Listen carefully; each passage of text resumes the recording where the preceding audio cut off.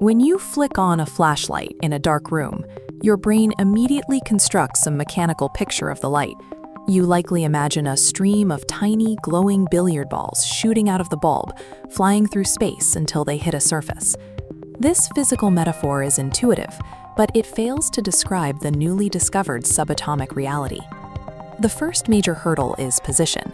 According to the math of quantum mechanics, a photon does not possess a specific, localized location in space until the exact moment it is measured. Furthermore, a photon completely lacks resting mass and electric charge. It carries energy and momentum, but it occupies no volume and has no weight, challenging the very definition of a particle. To understand the light hitting your eyes right now, we have to discard our physical intuition and rebuild the concept of the photon from the quantum ground up. In 1905, physics underwent a massive conceptual shift. Light was redefined as a series of discrete, countable packets of energy, rather than a continuous wave. Albert Einstein demonstrated this using the photoelectric effect. He proved that light transfers its energy in indivisible units, each carrying a specific amount of power. This energy is defined by the formula E equals hf.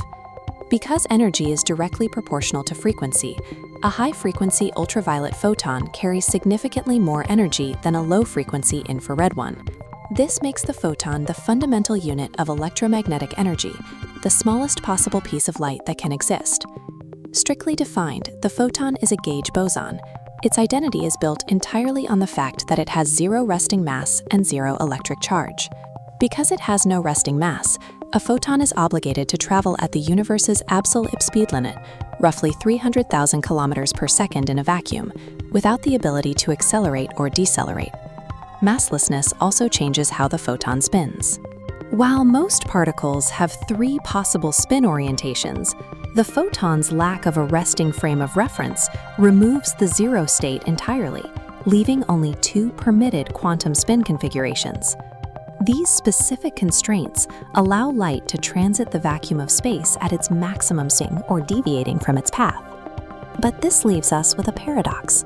How does a massless entity with no fixed position exert physical force when it arrives? In transit, light behaves as a wave.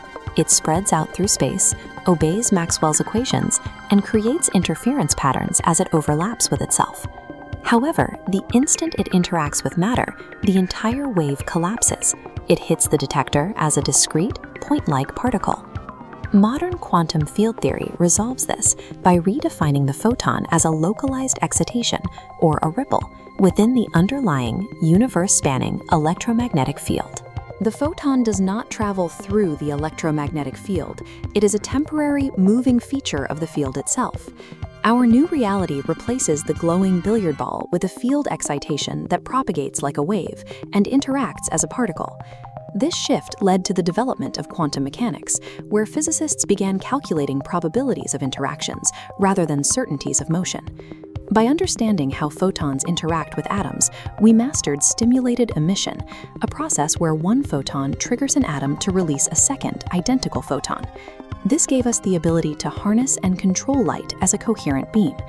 That mastery enabled the laser, the fiber optic global internet, and the first prototype quantum computers.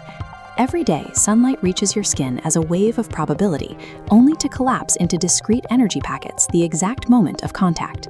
The true nature of light is far removed from our daily intuition, and understanding these field excitations gives us the ability to manipulate the world at the scale of single atoms.